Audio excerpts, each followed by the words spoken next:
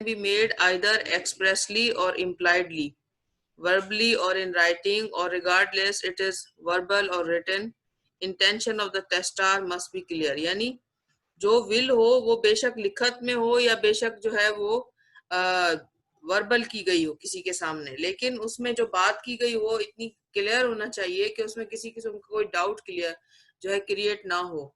यानी उसका जो वर्जन हो वो बिल्कुल क्लियर हो, उसमें इंटेंशन बिल्कुल क्लियर समझ में आ रही हो, उसमें पता चल रहा हो कि जो इंटेंशन है वो विल करने वाले का क्या है, वो क्या चाहता है, कौन सी अपनी प्रॉपर्टी किसी को देना चाहता है या कुछ और, तो वो उसमें कितनी प्रॉपर्टी देना चाह रहा है या उसका क्या विल है, क्या कंडीशंस है।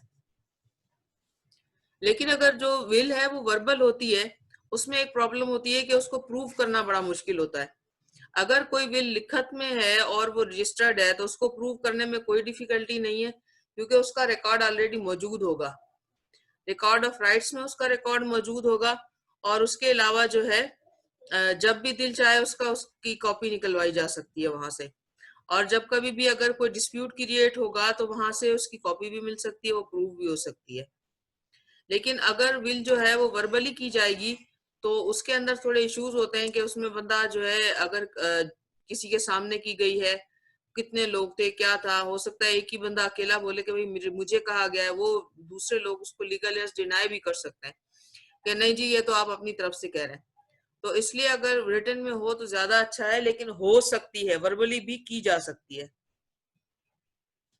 अच्छा, इसमें एक्सेप्शंस क्या क्या है? Although will can not be made in favour of the heir or legatee, but there is an exception to this rule if there are more than one legatee and they do not object of if will is made in favor of one. अगर एक से ज्यादा लिगेटी हैं और किसी एक के favour में किया गया और दूसरे बंदे ने उसके ऊपर कोई एतराज नहीं किया, इट शैल बी वैलिड। क्या कहा गया है कि about will can not be made in favour of heir, यानी लीगल हेयर के जो है वो फेवर में नहीं की जा सकती है विल। लीगल हेयर तो वैसे ही शेयर लेगा, लीगल हेयर को वैसे भी हिस्सा मिलना है, लेकिन एक बात ये भी है कि किसी भी लीगल हेयर के फेवर में विल करने या ना करने के बारे में किसी किस्म की कोई जो है वो नहीं है, इसके ऊपर प्रोहिबिशन नहीं है, और कभी भी कहीं पर भी ये लिखा हुआ नहीं आएगा किसी लीगल हेयर के फेवर में विल नहीं की जा सकती। लेकिन एक बात ये भी क्लियर है कि अगर मिसाल के तौर पर अगर किसी लीगल हेयर के फेवर में विल करना चाहता है बंदा कोई, और उसके जो है वो वैसे ही उसको जो है हिस्सा मिलेगा, तो इसलिए जो है वो ज्यादातर जो है वो लीगल हेयर्स के फेवर में नहीं की जाती, और ये दूसरे लोग जिनको वैसे हिस्सा नहीं मिलना होता या किसी वजह से उनको कुछ नहीं मिलना होता, तो उनको जो उनके फेवर में जो है ये विल की जाती है। अच्छा, अब लीगेटी तो वैसे ही उसको कहा जाएगा जिस बंदे के हक में जो है वो विल की जा रही है या जिसकी वसीयत के जरिए जिसको दिया जा रहा है। But there is a exception to this rule if there are more than one legatee and they do not object if will is made in favour of one. यानी अगर किसी एक शख्स को जो है वो ज्यादा हिस्सा दिया जा रहा है या ज्यादा उसके फेवर में है और दूसरे लोग उस पर कोई ऑब्जेक्शन नहीं करते, तो ये बिल्कुल वैलिड है। ऐसा हो सकता है if there is no one legatee he can acquire property by way of will, free consent after the death of the testator should be obtain, any single heir may consent as to bind his own share. यानी अगर कोई legal hair, अब जाहिर सी बात है कि अगर लीगेटी को मिलेगा तो लीगल हेयर्स हैं उनके शेयर में कमी वाक़ई होगी। मिसाल के तौर पर अगर उनको ₹1 लीगल हेयर्स को मिलना था और कुछ पैसे जो है 1/3 जो अमाउंट है अगर वो चला जाता है किसी ऐसे बंदे को जो कि लीगल हेयर नहीं है, ऑब्वियसली जो लीगल हेयर नहीं होता उसी के फेवर में विल की जाती है। लेकिन कर सकता है बंदा अगर चाहे तो, अगर वो चाहता है कि उसको ज्यादा हिस्सा मिले, यानी जो उसको लीगल हेयर की हैसियत से हिस्सा मिलना है उससे ज्यादा उसको कोई शख्स देना चाहता है कोई अपनी स्टेट में से, तो वो उसकी मर्जी है, वो दे सकता है। लेकिन होगा ये कि अगर किसी भी जिसके फेवर में विल की गई होगी उसको अगर हिस्सा दिया जाएगा तो ऑब्वियसली जो बाकी लीगल हेयर्स होंगे उनके हिस्से में कमी वाक़ई हो जाएगी ना। इसलिए उनका नो ऑब्जेक्शन देना जरूरी है, क्योंकि पहला जो राइट क्रिएट होता है डिसीज की प्रॉपर्टी के ऊपर, वो उसके कानूनी वारिसों का होता है, लीगल हेयर्स का राइट होता है। लेकिन अगर 10 लोग जो है वो लीगल हेयर्स हैं, उन 10 लोगों में से कोई एक शख्स जो है वो विलिंग है, वो देना चाहता है अपने शेयर में से, और बाकी लोग नहीं देना चाहते, तो वो एक शख्स भी दे सकता है। ठीक है ना? जैसे वो कह रहा है कि भाई अगर एक शख्स कोई कहता है कि जनाब मैं देने के लिए इंटरेस्टेड हूं, मैं दे सकता हूं, मैं देना चाहता हूं, any single heir may consent so as to bind his own share, यानी वो अपने शेयर में से अगर लीगेटी को देना चाहता है तो वो दे सकता है। If hairs deviate at the time of death of the testar, will in favor of heir would become ineffective। ठीक है ना? अगर मैंने यही बात कही कि अगर लीगल हेयर्स उसमें एतराज कर देते हैं कि जनाब नहीं, हम नहीं देना चाहते हैं अपने हिस्से में से, तो क्या होगा कि वो इनइफेक्टिव हो जाएगी बिल्कुल टोटली। अगर लीगल हेयर्स नो ऑब्जेक्शन देते हैं कि हाँ जी भले इसको आप दें, हमें कोई एतराज नहीं है, तो ऐसी सूरत हाल में भी जो विरासत के अंदर जितनी भी प्रॉपर्टी होगी वो 1/3 ही जा सकेगी उसको। बाय वे ऑफ विल सिर्फ 1/3 हिस्सा ही दिया जा सकता है, उससे ज्यादा नहीं दिया जा सकता। Bequest cannot be made in favor of murderer legatee। अच्छा, एक बात और वाज़ेह हो जाए कि मिसाल के तौर पर अगर किसी भी शख्स ने जिससे उसको प्रॉपर्टी मिलनी है, मिसाल के तौर पर पोता है, उसको पता है कि मेरे दादा से मुझे जो है वो मिलनी है प्रॉपर्टी। अब दादा जो है वो दादा की डेथ नहीं हुई है, तो वो उसको ये मसला है कि ये जब इसकी डेथ होगी तभी मुझे मिलेगी, या बेटा अपने बाप के बारे में ऐसा सोचता है। फिर क्या होगा कि जनाब वो इंतजार कर करके आखिर में वो सोचता है कि मैं क्यों ना इसका मर्डर कमिट कर दूं और फिर मुझे प्रॉपर्टी मिल जाए। ऐसी सूरत हाल में अगर कोई शख्स किसी का मर्डर कमिट करता है तो प्रॉपर्टी में से उसको कुछ भी नहीं मिलेगा। ये बिल्कुल वाज़ेह कानून मौजूद है, और इसके अंदर अहादीस मुबारका भी मौजूद है कि कोई भी शख्स, the murderer could not inherit a single penny, यानी कोई भी शख्स जो अगर अपने जो है वो प्रेडेसेसर का मर्डर करता है या ऐसे शख्स का मर्डर करता है जिससे उसको प्रॉपर्टी इनहेरिट होनी है, तो ऐसी सूरत हाल में उसको प्रॉपर्टी से जो है कुछ भी नहीं मिलेगा, यानी वो बिल्कुल जीरो पे आ जाएगा। मैडम जी जी। मैडम एक मुस्लिम पर्सन नॉन मुस्लिम के नाम पे कर सकता है बिल? मुस्लिम पर्सनल लॉ मतलब? मतलब एक मुसलमान बंदा अपनी बिल नॉन मुस्लिम के नाम कर सकता है? नहीं, बिल्कुल भी नहीं, ऐसा नहीं हो सकता। नॉन मुस्लिम के नाम पे कैसे करेगा भाई? जो प्रॉपर्टी है, मुसलमान की जो प्रॉपर्टी होगी वो मुसलमानों के दरमियान जो है वो जो है डिस्ट्रीब्यूट होगी। अपनी जिंदगी में गिफ्ट करना चाहे तो वो किसी को भी कर सकता है, ठीक है, अपनी जिंदगी में। अच्छा बात। लेकिन जब कोई किसी की डेथ हो जाएगी तो उसका पर्सनल लाइफ जो है एक्टिवेट हो जाता है, चाहे वो नॉन मुस्लिम हो, चाहे वो मुस्लिम हो, या चाहे वो क्रिश्चियन हो, कोई भी हो। और उसका पर्सनल लॉ जब उसके ऊपर लागू होगा, तो अगर उसके पर्सनल लॉ के अंदर परमिशन है कि भाई आप दे सकते हैं।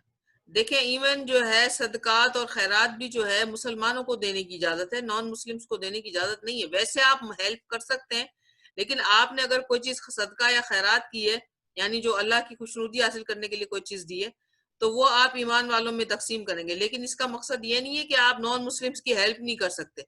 आप उनकी अगर हेल्प करेंगे, वो भी अल्लाह के बंदे हैं, उसका भी आपको सवाब मिलेगा।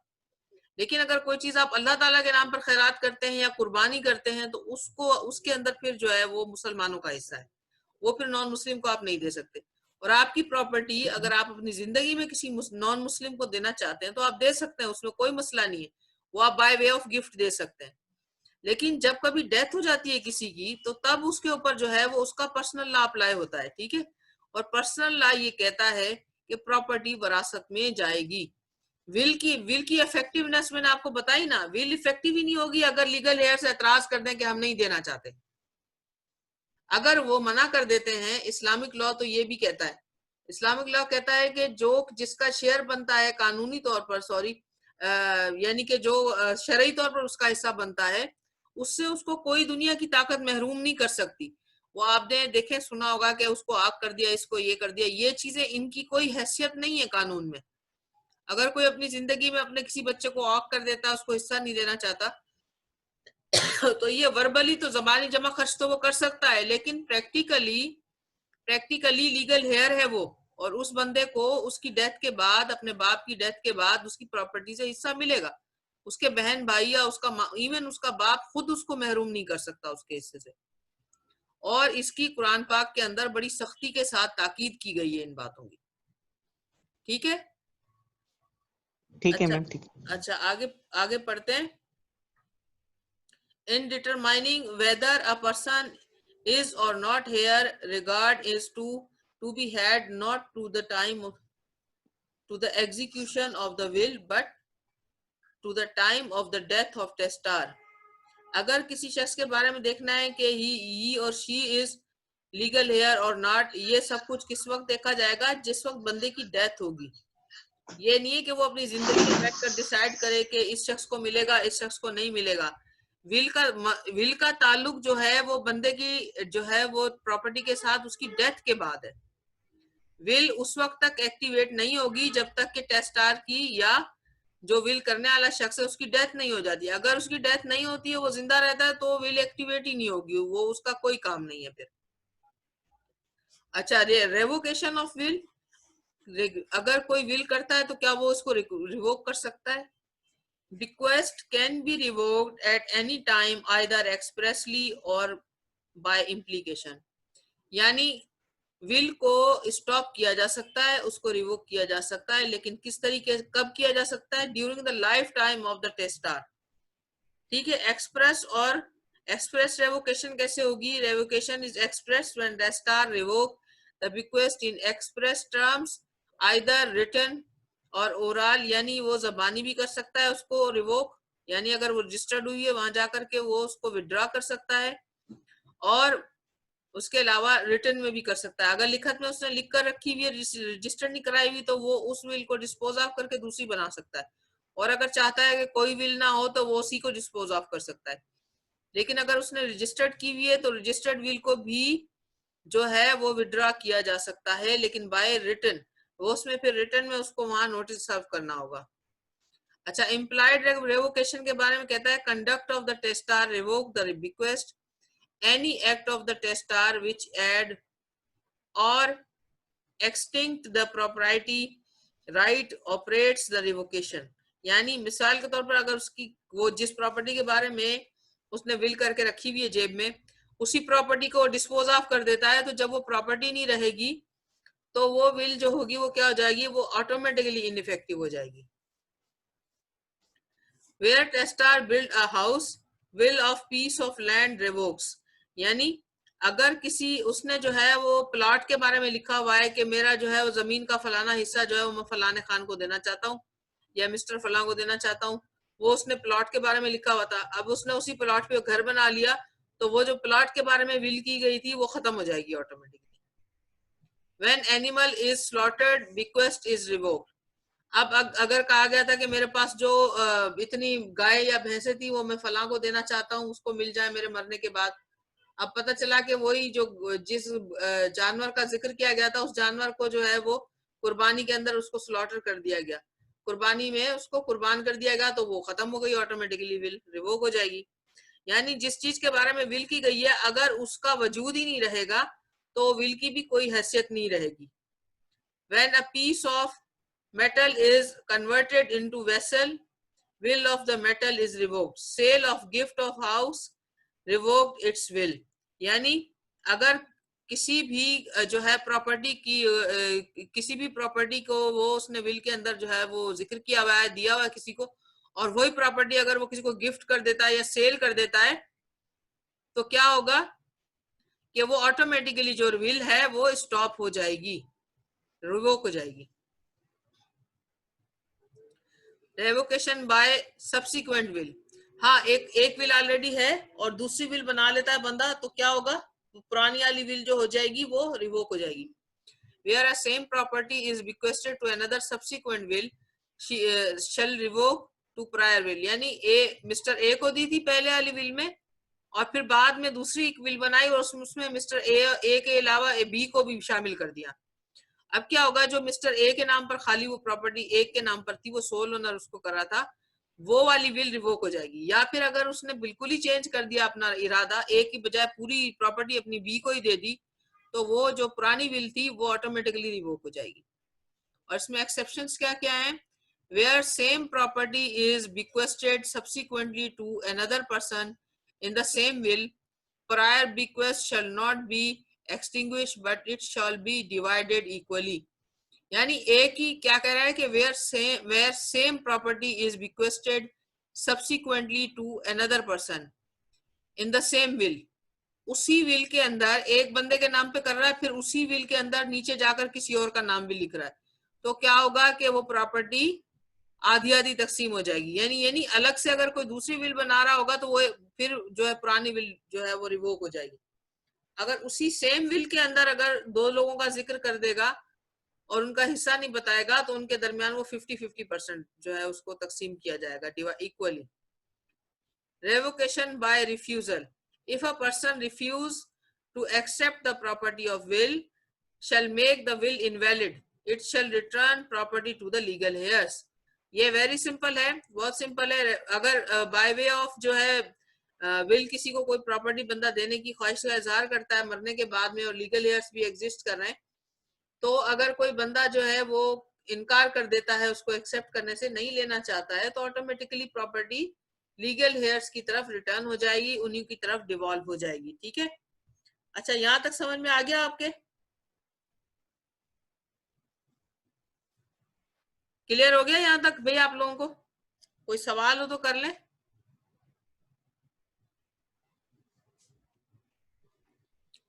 जी, किसी को कुछ पूछना है आप में से? No ma'am. अच्छा, क्लियर हो गया बिल्कुल आप लोगों को सबको?